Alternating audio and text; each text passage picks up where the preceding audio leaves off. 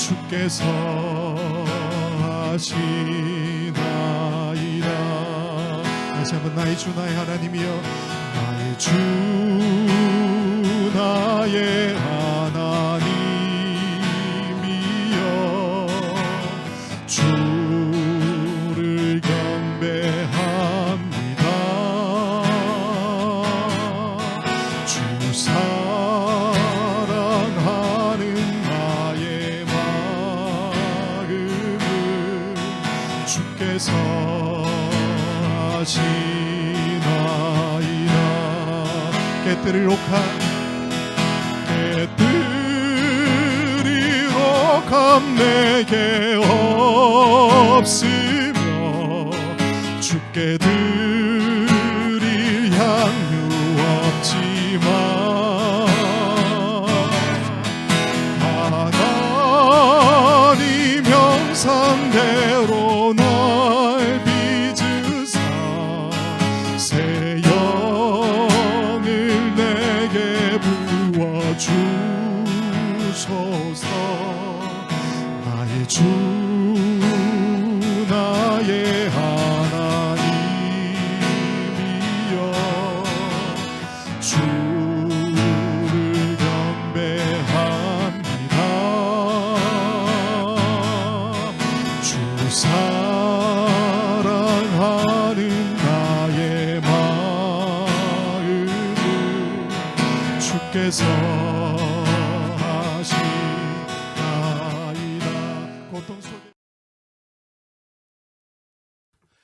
이제 하나님의 말씀을 우리 교독을 하시겠습니다. 에베소서 6장 1절에서 4절의 말씀입니다. 한 절씩 제가 먼저 1절을 읽습니다. 자녀들아, 주 안에서 너희 부모에게 순종하라. 이것이 옳으니라. 내 아버지와 어머니를 공경하라. 이것은 약속이 있는 첫 계명이니 이로써 내가 잘되고 땅에서 장수하리라. 다같이 또 아비들아, 너희 자녀를 노엽게 하지 말고 오직 주의 교훈과 훈계로 양육하라. 아멘. 먼저 광고 좀 드릴까요? 저희 선교회가 이제 지난주부터 이번 주까지 2주일 동안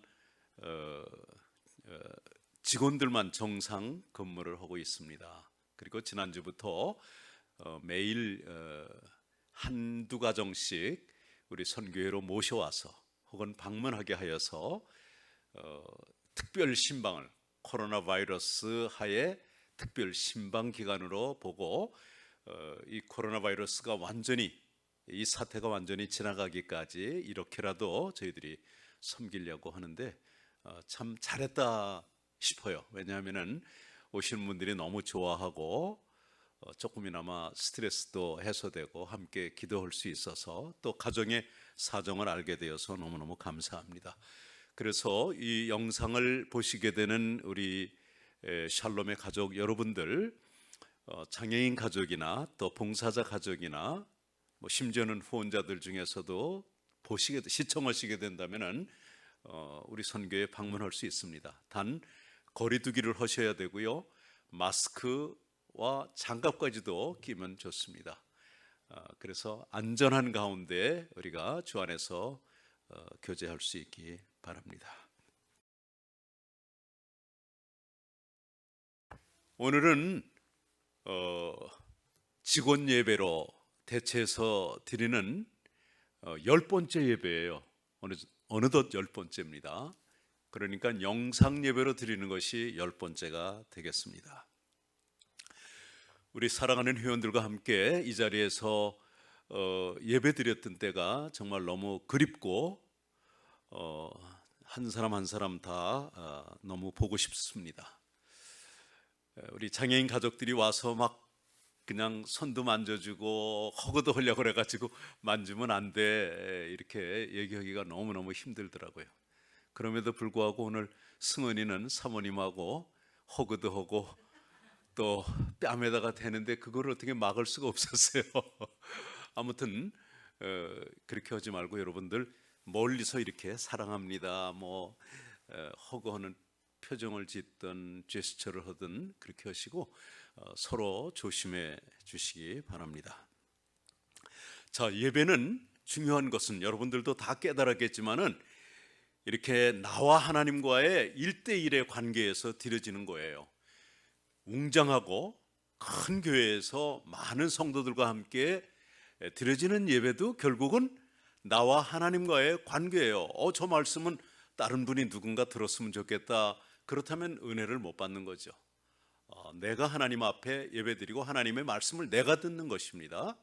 그리고 가정에서 조촐하게 몇몇 식구들이 드리는 예배, 그것도 하나님과 나와의 관계에서 드리는 거고요. 심지어는 혼자 사시는 분들 혼자 예배 드린다 하더라도 마찬가지로 하나님과 1대1의 관계이기 때문에 여러분들의 가정이 식구들이 없거나 혼자이기 때문에 너무 쓸쓸해하거나 그럴 필요는 하나도 없습니다. 오히려 조촐한 내 가족이 있고 나 혼자이기 때문에 큰 교회 안에 들어가서 드려지는 예배보다 하나님 앞에 더 진실하고, 그죠?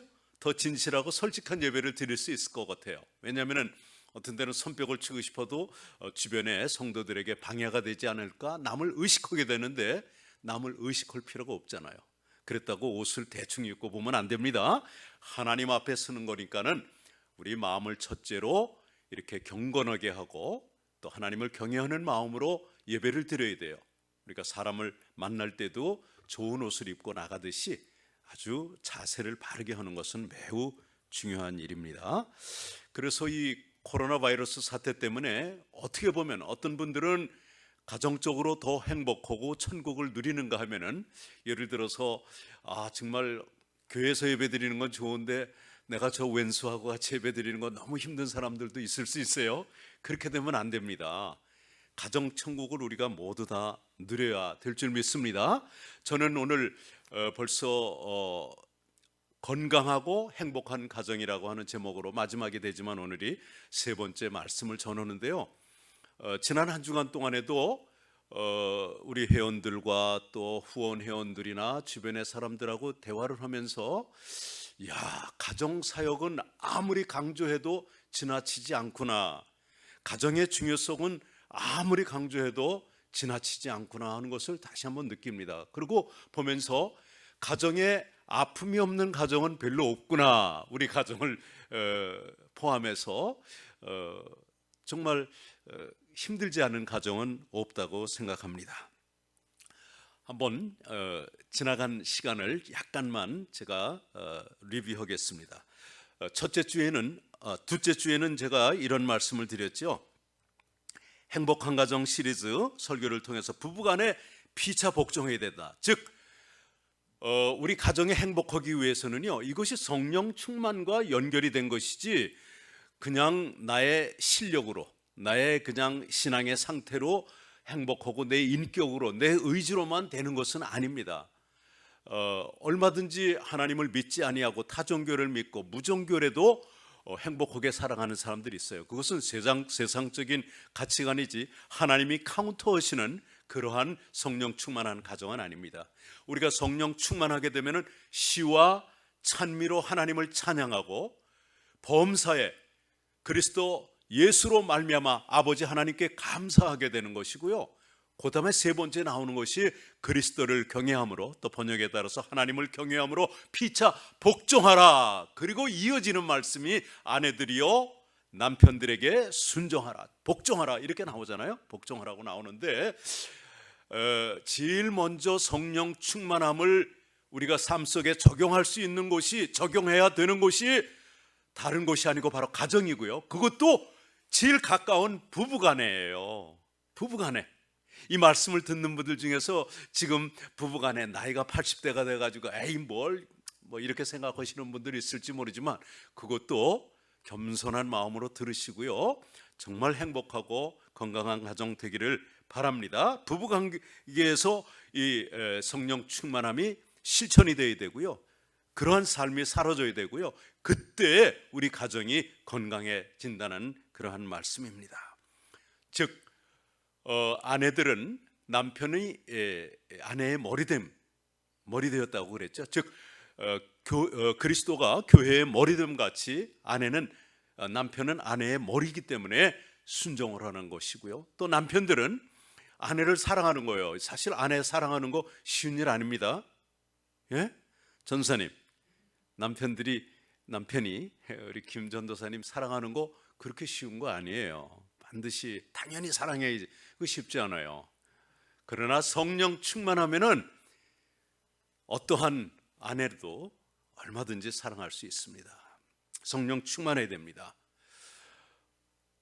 그것은 어떤 수준이냐면요, 그리스도께서 교회를 위하여 자기 몸을 주심과 같이, 즉 죽기까지 사랑하라는 거예요. 아니, 아내들이 남편을 내 머리로 여기고 순종을 하고 복종을 하고, 또 남편들이 아내를 내 목숨처럼 사랑하고 아낀다면은 건강하지 않을 가정이 어디 있겠습니까?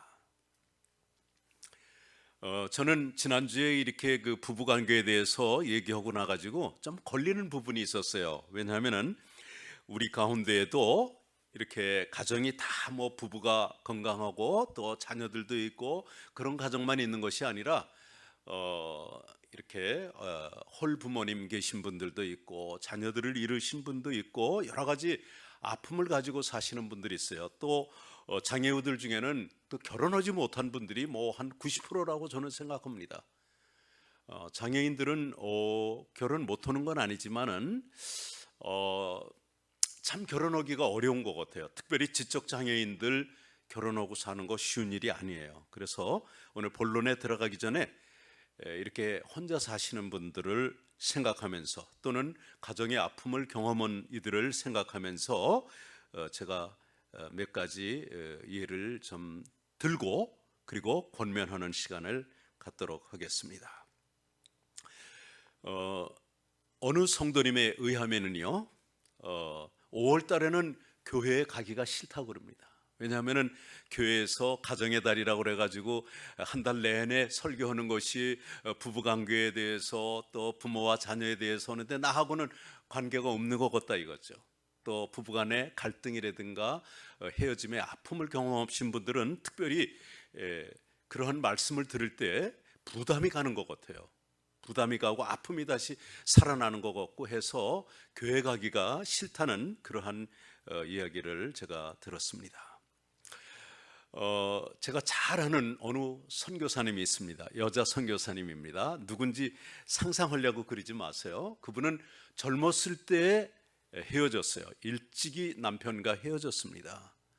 뭐 여러 가지 이유가 있겠죠. 그런데 아들, 딸이 있었는데 헤어질 때 아버지는 딸을, 엄마는 아들을 데리고 헤어졌습니다. 따로따로 맞기로 한 것이죠. 그저 한마디로 불행한 것이죠. 부모끼리도 불행한 것이고 자녀들도 불행하게 되고 지금까지도 기도의 제목인 줄 압니다. 그런데 이러한 아픔을 통해서 그 선교사님은 미국에 와서 신학을 했습니다. 그리고 전도사로서 주님의 교회를 잘 섬길 뿐만 아니라 소외된 사람들, 장애인들, 가난한 사람들, 그분들에 대한 긍휼한 마음을 가지고 섬기는 걸 봤어요. 그리고 누군가 가정에 불화가 있고 헤어진다고 하면은 막 쌍수를 두고 반대하는 거예요. 왜냐하면 당신이 그 아픔을 경험해 봤기 때문에 웬만하면 참고, 또 성경적인 가정, 대부분의 가정들이 깨어지는 것이 젊었을 때 젊은 혈기로 말미암아 자존심 때문에 성격이 다른 거, 성격 같은 사람 어디 있어요? 저는 제 아내하고 성격이 정말 너무 안 맞아요. 너무 다른 사람인데 이렇게 하나님이 만나서 한 몸을 이루게 해주신 거, 이거 비밀입니다. 정말 얼마나 놀라운지 몰라요. 그런 삶을 사는 것이에요. 그러니까 아름답죠. 또 결혼을 못하신 분들도 나름대로 오히려 결혼하고 나면은 매이는 게 너무너무 많아요. 결혼 안 하시고 주님의 일을 한다면은 그건 난 아름다운 일이라고 생각합니다. 그죠? 사도 바울이 다 그래서 결혼 안 하는 것이 낫다고까지도 말씀한 부분이 있는데, 물론 그건 특별한 경우라고 생각합니다. 그래서 우리 크리스찬, 넌 크리스찬에 대해서는 제가 얘기를 안 하겠습니다. 그러면 크리스찬 가정들도 교회 안에 얼마든지 아픔이 있는 가정들이 많아요. 그래서 싱글 모임들이 있기도 하죠. 이미 아픔을 경험하신 분들은 어떻게 하겠습니까? 그죠? 그것 때문에 좌절하거나 그것 때문에 그 옛날의 아픔을 다시 떠올리고 재탕 삼탕 이렇게 할 필요는 없습니다. 그래서 그분들을 위해서 제가 오늘은 꼭 이 말씀을 드리고 싶어요. 왜냐하면 우리 장애인 가족들 중에서는 가정에 아픔이 있는 분들이 8, 90%라고 봐도 됩니다. 너무너무 어려운 가운데 살아요. 뭐 헤어지지 않았다 할지라도 이 장애인 자녀들을 이렇게 돌보면서 정말 힘겹게 살아가고 너무 안타깝게 살아가고 있습니다. 그분들을 위해서 몇 말씀 드리겠습니다. 첫 번째로 우리가 헤어질 때는 뭐 어떠한 이유가 있습니다. 사정이 있습니다. 그럴 수밖에 없었던 그런 사정들이 있습니다. 오케이, no problem. 그런데 문제는요, 다 치료받아야 된다는 것이에요. 그리고 우리 하나님께 나가면은 상처를 치료받지 못할 사람이 없습니다. 회복되지 않을 사람이 없어요. 우리 그리스도의 피는요, 이 용광로에 이 쇠붙이들이 뭐 녹아지듯이 그런 것보다도 더 뜨겁고 더 강력하기 때문에 어떠한 죄와 허물과 상처와 아픔이 있을지라도 모두 다 회복되고 치료될 줄 믿습니다. 그게 넘버원이에요. 두 번째로 생각해야 되는 것은 나에게 우리 가정에 아픔을 준 그 사람, 원망하고 또 거기에 대해서 그 쓴뿌리를 가지고 있으면 안 됩니다. 용서해야 됩니다. 저희 부부 예를 하나 들죠. 저희도 우리 31년 전에 교통사고로 우리 아이들의 목숨을 뺏어가고 제 아내를 이렇게 전신마비 장애인으로 만들어준 그 순전사가 있습니다. 그러나 일찍이 중환자실에 있을 때 그때 용서했습니다. 그리고 오히려 감사합니다. 왜냐하면 아마 그때 사고가 없었더라면은 저는 글쎄 뭐 가정적으로 세상적으로는 행복했을지 모르죠. 지금쯤은 손주도 몇 있을지도 모르죠. 그러나 이러한 아픔을 통해서 주의 종의 길을 가게 됐다는 것이 얼마나 감사한지 몰라요. 오히려 그분 때문에, 그분은 우리가 주님의 종으로 쓰임 받는데 통로가 되었다고, 한 수단이 되었다고 볼 수 있어요. 그렇게 생각하니까는 그 사람을 미워하지 않습니다. 아이들이 없어서 물론 서운함이나 쓸쓸함이 없다는 말은 아니에요. 그러나 그러한 아픔 때문에 부족한 사람이 늦은 나이에 주의 종의 길을 가게 됐다는 거, 이거 축복이고, 또 아내의 영구적인 장애로 말미암아 장애인 사역을 할 수 있다는 거, 이거 얼마나 축복이에요. 이렇게 얼마든지 감사로 돌릴 수 있다는 것이죠. 정말입니다. 저희들은 원망하거나 불평하지 않고 지금도 행복하게 살아가고 있습니다. 세 번째로 생각해야 될 것은요, 지금 아내가 없든 남편이 없든 자녀가 없든 간에 관계없이 지금 없는 것에 대해서 불평할 것이 아니라 있는 것을 인해서 감사하는 거예요. 나에게 이 천사 같은 아들, 천사 같은 딸을 주셨구나. 하나님이 내가 감당할 만하니까 나한테 맡겨주셨구나 하고 감사해야 되는 거예요. 저는 정말 제 아내 하루에 정말 10시간 이상 간병하는 것 같아요.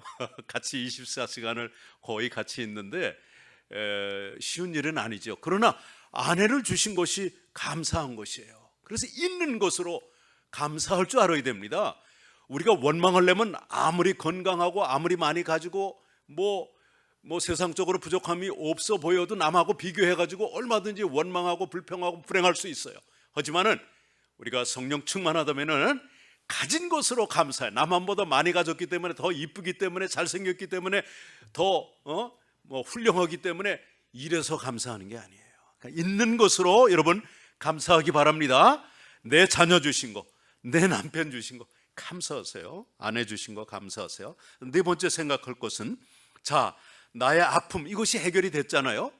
용서가 됐잖아요. 치료됐잖아요. 그러면 내 아픔에 이제 더 이상 거기에 매여 있지 말고 내 아픔을 통해서, 나의 경험을 통해서 지금도 고통 가운데 헤어나지 못하고 있는 그러한 가정들, 그러한 형제자매들, 그러한 성도들을 이해하고 관심을 가지고 그분들이 치료되는데 도움을 주는 사람들이 되면 돼요.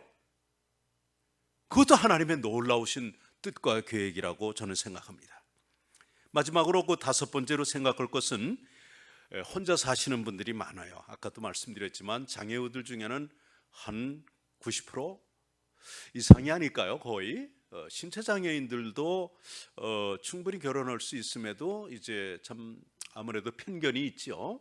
그래서 결혼을 못하는 경우도 있고, 또 지적 장애인들은 뭐 결혼했다고 다 행복한 것은 아니에요. 너무 힘들어요. 그래서 어떻게 보면은 결혼 안 하고 천사처럼 저렇게 아이들처럼 they remain children forever, 영원한 아이들처럼 행복하게 사는 것도 저는 하나님의 뜻이라고 생각합니다. 그런 자녀들을 키우면서 쟤는 나보다 정말 너무 나이브하구나, 순진하구나, 때가 하나도 안 묻었구나, 저렇게 천사 같을 수가 있을까 생각하고 우리가 오히려 변화되면 좋을 것 같습니다.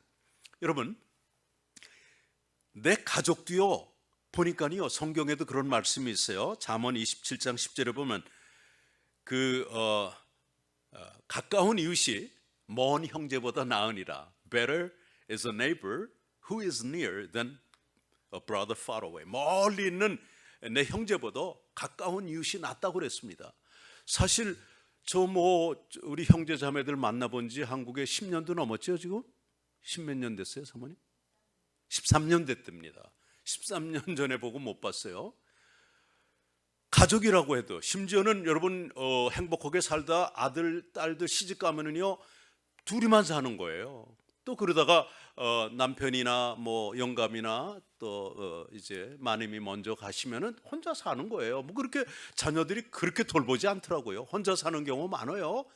그 싱글이라도 나는 상관없다고 생각해. 오히려 그거보다는 천국에 가서도 내 가족끼리, 우리 전도사님 가족끼리 이렇게 모여 살고, 우리 이 목사님 가족 이렇게 따로 모여 살고, 우리 따로 모여 살고 이러지 않아요.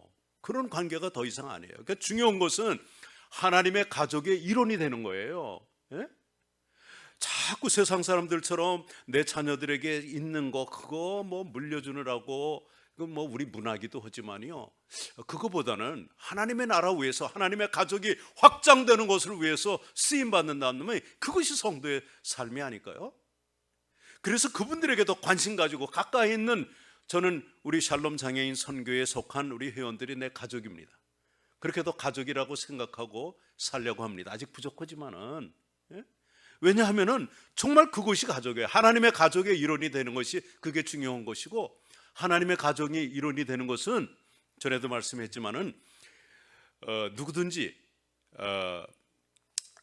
아버지의 뜻대로, 하늘에 계신 아버지의 뜻대로 행하는 자가 내 모친이요 형제요 누이요 자매니라, 이렇게 주님이 말씀하셨거든요. 그러니까 하나님의 뜻대로 행하는 자들은 모두 다 주 안에서 형제 자매고 그리스도의 피를 나는 그러한 형제 자매예요. 거기에 더 관심을 가지면 됩니다. 그래서 이런 믿음의 식구들을 더 많이 가까이 하면서 지내면 됩니다. 알았죠? 서론이 오늘 너무 길었습니다. 대신 본론을 좀 짧게 해야 될 것 같네요. 오늘 마찬가지로 건강하고 행복한 가정 시리즈 3번 마지막인데, 우리 가정이 어떻게 해야 행복하겠냐, 건강하겠냐. 물론 부부가 행복한 거 아름답고요, 부부가 행복하면은, 건강하면은 자녀들도 교육이 자연적으로 된다고 이렇게 말씀드렸죠, 지난주에. 그럼에도 불구하고 또 자녀들 때문에, 정말 자녀들 때문에 가슴 아파하는 부모들이 얼마나 많은지 모릅니다. 오늘날 그 부부는 뭐 세상적으로 학력이나 뭐 재산이나 뭐 모든 면에서 명예나 훌륭한데도 자식 때문에 가슴앓이를 하는 그런 부모들이 얼마나 많은지 모릅니다. 심지어는 우리 교회의 지도자 되는 자제분들 중에서도 뭐 여기 그 LA 가까운 데 있잖아요. 뭐 나눔 선교회 이런 데 마약 알코올 하는데 교회 지도자들 자녀들도 상당히 많아요. 얼마나 자녀 교육이 힘든지 모릅니다. 이렇게 이것은 누구 몇몇 사람의 문제가 아니라 우리 모두 다 문제예요. 마치 가정은 이런 것 같아요. 제가 집에서 조그만한 그 텃밭을 가꾸고 있는데요, 해마다 한 10가지 정도 농사를 짓거든요. 그런데 한번 땅을 잘 일구고 잡초들을 다 뽑고 이렇게 씨를 뿌리고 모종을 했다가 끝나는 게 아닙니다. 매일 물 주지요. 그 다음에 한 일주일 지나면 언제 또 잡초가 많이 잡아서 또 뽑아야 돼. 이렇게 가정은요, 이 농사 짓는 것과도 같아요. 그래서 자식 농사 참 잘 졌어, 그런 표현이 있지 않습니까? 정말 부모들만 잘 돼서는 안 됩니다. 자녀들이 잘 돼야 됩니다. 물론 세상적으로 변호사 되고 의사 되고 뭐 박사 되고 좋습니다만은, 그거보다는 좀 가난하다 하더라도 자녀들이 하나님을 경외하고 주님의 몸된 교회를 잘 섬기고 사회의 건강한 일원으로서 일할 수 있다면, 부모를 공경할 수 있다면 그게 정말 행복하고 그것이 성공적인 자식 농사고 행복한 가정이라고 저는 믿습니다. 오늘날 부모를 공경하기는커녕 버리는 자식들이 많다는 이야기를 설교에서 어느 목사님의 설교를 듣고 깜짝 놀랐습니다. 제가 숫자가 지금 생각이 안 나거든요. 한국에서 1년에 그 내 부모를 버리는 사람들이 뭐 만 단위더라고요. 내가 뭐 그게 만 단위예요. 만 단위. 그렇게 부모를 버린다고 해요. 시설에다 갖다가 놓고 갚버리고, 또 처음에는 돈 낸다고 그러고 시설에 모셔놓고는 그 다음에는 연락도 안 되고 사라지고, 참 이런 것이 안타깝게도 오늘날 현실인 것을 봅니다. 처량하게 쓸쓸하게 살아가시는 분들, 시설에서, 그래서 그분들은 맨날 누가 올까 하고 이렇게 내다보고 있는 그런 모습들도 보는데, 정말 아름답지 못한 그러한 우리 현실입니다. 특별히 이제 자녀들을 위해서 열심히 희생을 했는데, 어머니들의 사랑, 가정에 따른 어머니들의 사랑을 잊을 수가 없죠. 그런데 안타깝게도 원치 않는, 어쩔 수 없이 뭐 여러 가지 사정으로 이혼을 하게 되거나 사별을 하게 된 후에 그 젊은 나이에 아이들을 혼자 키우고 다 대학까지도 공부시켰는데 이놈의 자식들이 다 자기 가정을 갖고 나니까 그 다음에 엄마를 돌보지 않는 그런 자녀들은 또 얼마나 많냐는 거예요. 그래서 오늘 저는 두 가지로, 오늘 성경에 나와 있는 대로 첫 번째로 부모님께 순종하라. 한번 따라할까요? 시작. 부모님께 순종하라. 여기 부모님 없는 분 없죠? 저도 있어요. 아직 우리 어머니 지금 이제 참 천국 가실 날이 굉장히 가깝습니다. 우리 장모님도 가깝습니다. 이제 만 103세 104세가 되십니다만은, 그 어머니의 사랑을 생각하면서 우리가 할 수 있는 최선의 것, 기도하는 것도 효도죠, 그죠? 그래서 할 수 있는 것을 해요. 젊은 자녀들이나 나이 많은 자녀들이나 부모에게 순종하시기 바랍니다. 10계명을 우리들이 잘 알다시피 1계명에서 4계명까지는 하나님에 대한 계명이에요. 사람들이 하나님께 어떻게 해야 되는가 하는 계명이고, 그 다음에 5계명서 10계명까지 6개 계명은 사람과 사람의 사이에서 사람들에게 어떻게 해야 되는가. 그 첫 번째가 5계명이죠. 네 부모를 주 안에서 순종하라는 것이죠. 네 부모를 공경하라. 오늘 본문 말씀에도 보면은요, 사도 바울은 이렇게 말해요. 자녀들아, 주 안에서 너희 부모에게 순종하라. 그리고 나오는 말이 왜요? 왜 그래요? 이것이 옳으니라. 우리 성경에는 이 접속사나 이런 전치사나 토시 이런 것들이 주어가 빠질 때가 많이 있는데, 여기에서도 마찬가지입니다. 원어에 보면 gar estin dikaion, 디카이오스 그러면 무슨 뜻이냐면 의로운 그런 뜻이에요. 그래서 디카이온, for this is righteous, 이것이 의로운 일이다. 즉 부모에게 순종하지 않는 것은 불의한 일이에요. 이거는 죄라고요.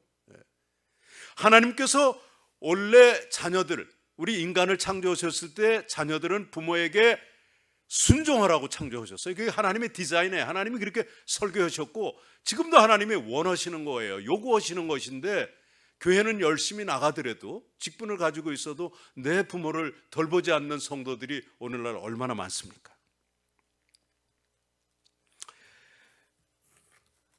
그 다음에 이어지는 말씀이 2절에 뭐냐면 내 아버지와 어머니를 공경하라. Honor your father and mother. 10계명에 그렇게 돼 있어요. 우리 말로는 부모라고 하지만 Honor your father and mother 이렇게 돼 있어요. 이것이 약속이 있는 첫 계명이니 이랬거든요. 자, 10계명에서는 honor, 공경하라고 그랬고, 또 사도 바울은 순종하라고 그랬는데 무슨 차이가 있어요? 순종은 뭐예요? 마음 자세로만 하는 것은 아니에요. 행동이죠. 그렇지만 공경은 어떻게 해요? 마음으로 하는 거예요. 자세예요. 그러니까 우리가 주님 부모에게 순종하는 것, 순종하는데 공경함이 없으면 순종할 수가 없는 거예요. 그러니까 공경은 순종할 수 있게 해주는 어떠한 그 모티베이션, 동기부여가 되는 것이죠. 부모를 공경해야 됩니다. 그 공경심이 있어야 부모에게 순종할 수가 있는 거죠. 순종은 바로 행동입니다. 아마 10계명에서도요, 가족 관계에 대해서 쓴 계명은 하나밖에 없어요. 이거 5계명밖에 없어요. 이만큼 부모와 자녀 관계는 중요하다고 하는 것이죠.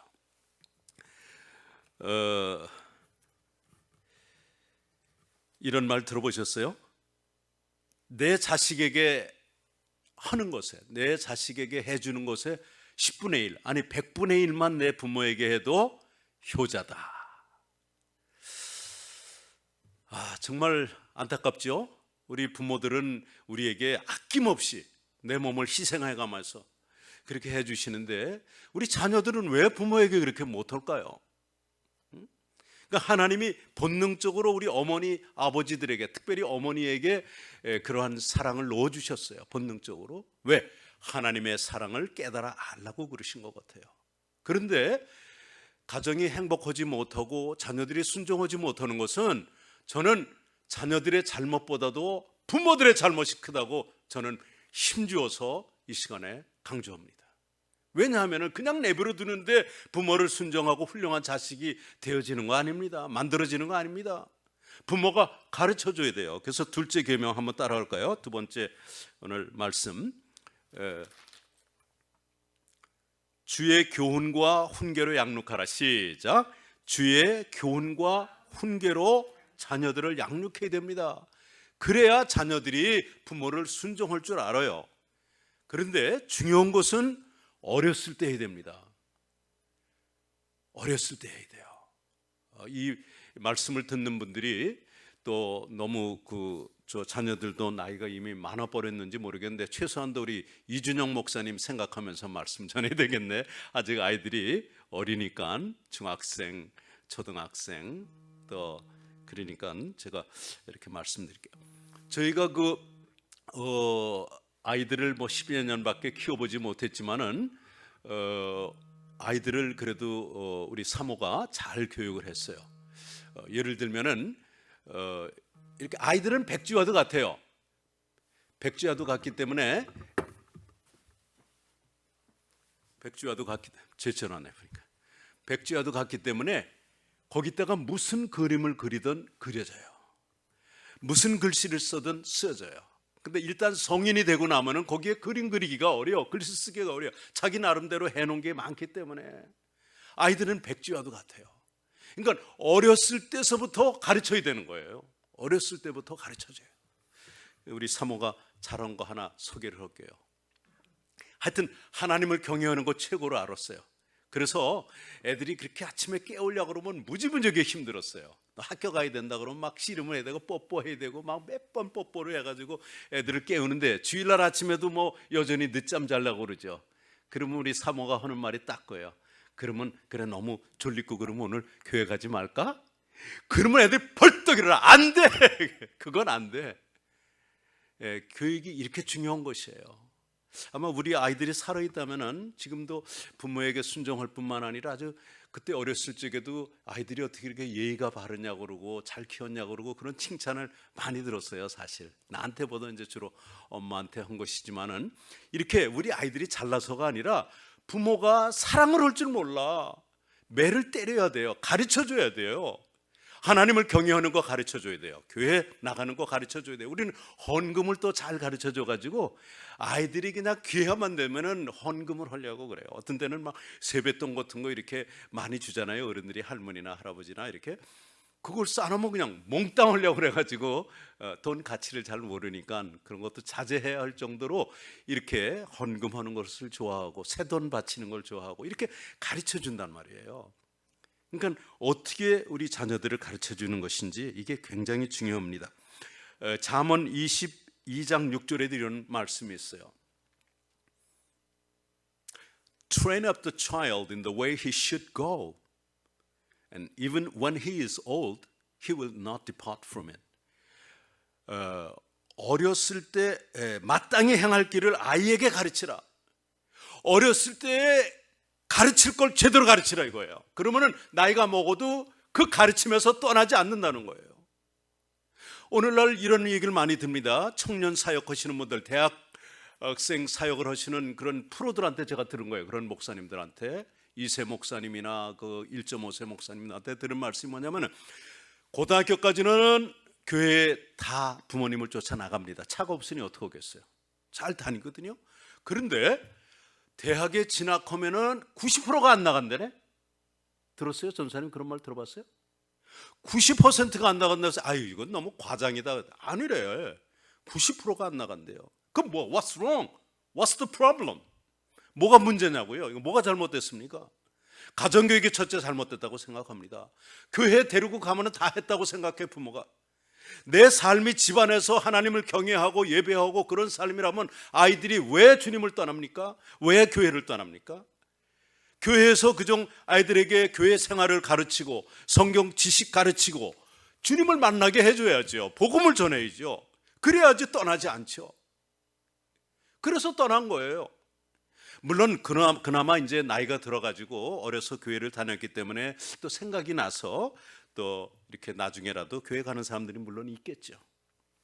근데 참 안타까운 것입니다. 그것이 90%가 조금 과장이 됐는지 모르지만 설령 80%가 됐다 하더라도 설령 50%가 됐더라도 그런 슬픈 일이 어디 있어요. 우리 자녀들 다 있는 건데. 그리고 부모들하고 얘기해보면 이래요. 그 애들 교회 잘 나가시죠? 막 내가 교회 지도자들급들하고 얘기하는 거예요. 요새 애들이 뭐 나가나요? 그런 대답이 어디 있어요? 요새 애들은 다 그래요.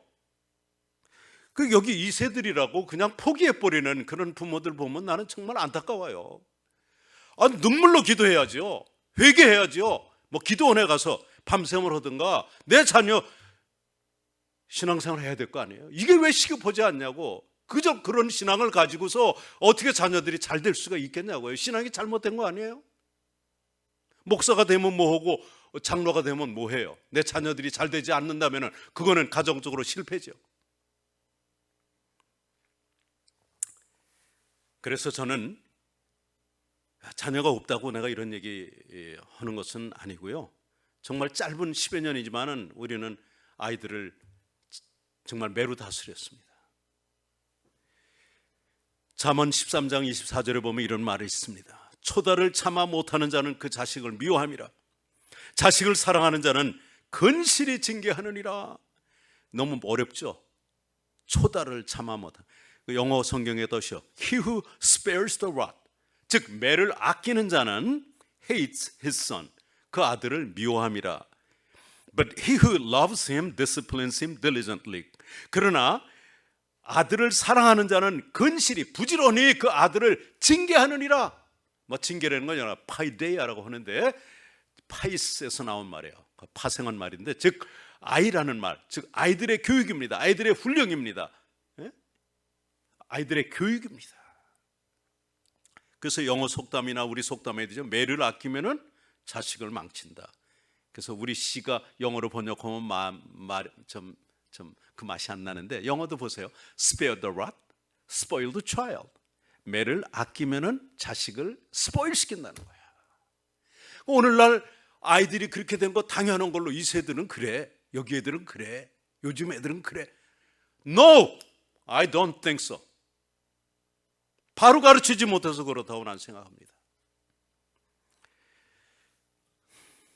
믿음 안에서 이스라엘이 그래도 이렇게 유지되는 거 보세요. 자녀 교육이 잘 됐기 때문에 그러는 겁니다. 물론 그분들이 복음을 모르는 사람들이 많아서 안타깝지만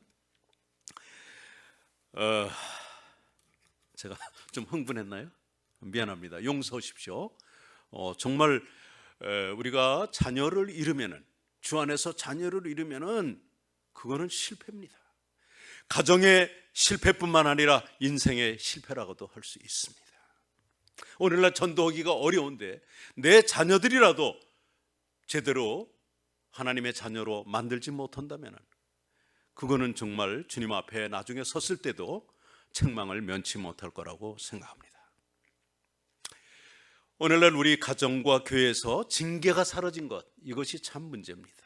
좀 아까 예를 든 것처럼 자녀들 사랑하지 않는 부모가 어디 있습니까? 우리 속담에 그런 말 있죠? 어려서부터 애를 어야어야 때려라 나 때려. 나중에는 그냥 작대기로 부모를 때리라는 그런 말 들어봤어요? 작대기로 패드래. 잘하는 줄 알고 잘한다 여기 때려봐, 뺨 때려봐. 나중에 그냥 주먹으로 부모를 때리는 그런 자식들도 있을 수 있는 거예요. 이거 가르칠 줄 모르는 거야. 물론 이뻐서 여기 때려라 이런 걸 하겠지만은 자식을 사랑한다 그러면 사람을 만들어야죠. 하나님의 자녀로 만들어야죠. 근데 그저 교육이 잘못되어 있습니다. 교육이 잘못되어 있습니다. 교회 교육도 잘못되어 있고 학교 교육도 잘못되어 있습니다. 왜냐하면 교육의 최고의 목표는 어느 하버드 교수가 한 말이에요. 누군지 잊어버렸습니다. 하딩 교수인지 누군지 모르는데 The greatest aim of education is not knowledge but action. 교육의 최상의 목표는 지식이 아니라 행동이다. 그러니까 지식은 많이 지급을 받았는데 서울대학 나오고 하버드 대학 나오고 예일 나오고 오케이 UCLA, UC 버클리 나오고 근데 행동이 교육받은 사람이 아니면은 그 사람은 지식이 아무리 많을지라도 교육을 못 받은 사람입니다. 그래서 지금이라도 우리가 젊은 자녀들은 어릴수록 좋습니다. The sooner, the younger, the better. 우리 장애 회원 중에 지금 뭐 나오지 않은 지도 오래되고 했는데 전에 그 목사님 아들이 있었어요. 근데 그냥 하버드 대학 가라고 자꾸 그냥 스트레스를 주는 거예요. 기도하면 된다는 거야.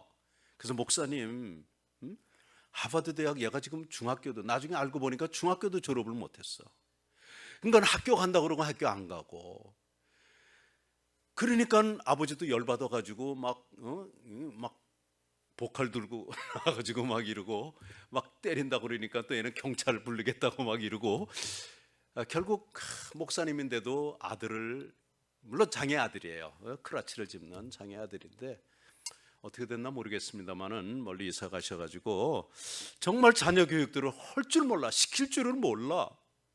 그래서 내 자녀들을 너무 부담을 주면 안 돼. 주의 교양과 훈계로 양육을 해야 되는데 내 옛날 고리타분한 스타일로 그냥 이렇게 해야 돼. 그래서 그러면 큰일 납니다. 그리고 내가 그 목사님을 많이 나보다 10년이 위인데 참 권면을 드렸어요. 목사님 여기서 아이들 때리거나 그러면 안 됩니다. 내 자식인데 어떠냐고. 그래서 내 자식이라도 미국에 그 법이 있어요. 아이들 때리거나 그 신고하면 잡혀 들어가잖아요. 이렇게 완고한 부모들이 좀 있습니다. 내 방법대로 내 성질대로 내가 옛날에 배웠던 대로 내가 아버지한테 회초리 맞아가면서 했던 그걸로 생각하면 안 됩니다. 주 안에서 사랑함으로. 그래서 우리 사모님이 또 하나 잘한 것을 얘기하면은요, 아이들을 좀 때리기도 했죠. 예, 매를 줬어요. 그렇지만은 너 왜 맞는지 이래서 저래서 맞는 거야. 그리고 이제 그 아프게 때리고 나서는 왜 맞았지? 그러면 엄마가 나 훌륭한 사람이라고 이러면 또 안아주면서 같이 다 풀어지고 막 감정으로 주먹으로 때린다든가 이러면 안 됩니다. 정말 주 안에서 이거 잘못한 것은 가르쳐 주는 거예요. 매는 속에 깊이 박히거든요. 그런 교육 정말 필요합니다.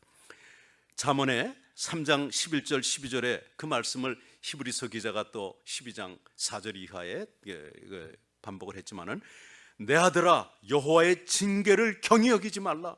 그 꾸지람을 싫어하지 말라. 대저 여호와께서 그 사랑하시는 자를 징계하시기를 마치 아비가 그 기뻐하는 아들을 징계함같이 하시느니라 그랬어요. 하나님도 우리에게 사랑하시기 때문에 장애라고 하는 갖가지 아픔도 허락해 주세요. 그걸로 시험 받아서 무너져 버리면 안 돼요. 우리를 더 훌륭한 하나님의 자녀들로 만들기 위해서 그렇게 허락하신다는 말입니다.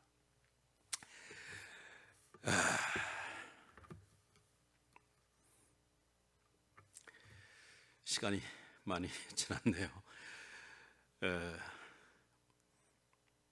교회에 다니는 것은 가르쳤지만 교회 생활과 교회의 전통과 의식 이런 것들은 가르쳤지만 주님을 만날 수 있도록 복음으로 바로 교육하지 못한 부분을 우리가 생각하며 이미 자녀들이 장성했다면은 지금도 할 수 있는 한 연세 드신 부모님들은 기도하면서 내 아들이 돌아오게, 야, 나 소원 하나 들어줘라. 너 제발 이렇게 교회 나가라. 너 제발 하나님의 말씀 읽어라. 이렇게 해야 되지 않겠어요? 돌아가시기 전까지는 그렇게 해야 되지 않겠어요? 우리 부모님들이요. 그래서 나이가 적건 많건 간에 우리 자녀들이 모두 다 구원받을 수 있도록 여러분들이 그 일을 잘 감당해 주시기 바랍니다. 말씀을 맺겠습니다. 자녀 양육하는 것이 쉽지 않습니다. 엄청난 순종, 엄청난 복종이 필요합니다. 피차 복종이 필요합니다. 이런 게 올라오죠. 그걸 사랑으로. 만약에 우리 같은 성질로 하나님이 하셨다면 구원받을 사람이 어디 한 사람이나 있겠어요? 나를 포함해서. 근데 얼마나 우리를 사랑하여 주셨는지, 자신을 죽기까지 사랑해 주셨어요. 그 사랑을 먼저 깨달아야 됩니다. 그리고 성령 충만함으로 말미암아 내 아내를 섬기고 사랑하고, 이거 다 복종이에요. 남편에게 순종하는 것도 복종이고, 자식을 양육하는 것도 복종입니다. 자녀가 부모에게 순종하는 것도 복종입니다. 이렇게 살 때 우리 가정은 건강해지고 행복해집니다. 문제는 성령 충만하냐 안 하냐예요. 성령 충만이 떨어지면은, 성령 충만함, 하나님을 경외함이 떨어지면은 나도 좋은 남편이 될 수 없습니다. 누구도 좋은 아내, 좋은 남편 되기 어렵습니다. 혈기로 나가면. 그러니까 또 회개하고 매일매일 회개하고 그 주님의 도우심을 구하는 것이죠. 겸손한 것이죠. 바로 피차 복종하는 것은 겸손한 것입니다. 부모도 겸손함으로 자녀들을 섬겨야 되는 거고요. 자녀들 정말 순종해야죠. 무조건 하나님께 하듯이 순종을 해야 됩니다. 이렇게 자녀들이 또 부모들이 주 안에서 바로 섰을 때 여러분 진정으로 행복한 가정을 이루게 되는 것입니다. 지금이라도 늦지 않았습니다. 이런 말 있죠. Better late than never. 안 하는 것보다는 늦는 게 낫다. 늦어도 안 하는 것보다는 낫다 이거야. 지금도 하십시오. 아들 나이가 50이 됐든 60이 됐든 지금도 여러분들 하십시오. 젊을수록 물론 좋습니다. 그런 가정들이 주 안에서 참으로 축복받은 가정이고 성공한 가정이고 건강하고 행복한 가정입니다. 기도하겠습니다. 하나님 아버지, 오늘은 특별히 가정의 달의 세 번째 말씀, 부모와 자식 간의 관계에서의 그 복종에 대해서 나눴습니다. 우리 주님이 이 땅에 오신 것이 군림하시기 위해서 오신 것이 아니라 섬기기 위해서 오셨습니다. 심지어는 자기 목숨을 많은 사람의 대속제물로 주시기 위해 오셨습니다. 그렇다면 우리가 왜 우리 아내에게, 남편에게, 자녀에게, 부모에게 왜 복종하지 못합니까? 얼마든지 할 수 있습니다. 우리 모든 가정들이 다시 그 성경으로 돌아가고 성령의 충만함을 회복함으로 말미암아 우리 온 가정들이 건강하고 행복한 가정 다 되게 하여 주시옵소서. 주 예수 그리스도 이름으로 기도했습니다. 아멘. 이제는 우리 가정의 주인 되신 주 예수 그리스도의 은혜와 우리에게 가정을 선물로 주신 하나님 아버지의 크고 놀라우신 사랑하심과 구원받은 하나님의 자녀들, 연약하고 부족하지만은 주님 앞에 나갈 때마다 도우시고 인도해 주시고 힘 주시는 성령님의 교통하심이 우리 사랑하는 회원 가정 한 분 한 분 머리 위에, 그리고 우리가 섬기는 선교지 선교사님들과 구원받아야 할 모든 백성들 머리 위에, 후원 교회와 성도들 머리 위에 주님의 피값으로 21년 전에 사신 주님의 몸된 샬롬 장애인 선교회에 영원토록 함께 계시기를 간절히 축원하옵나이다. 아멘.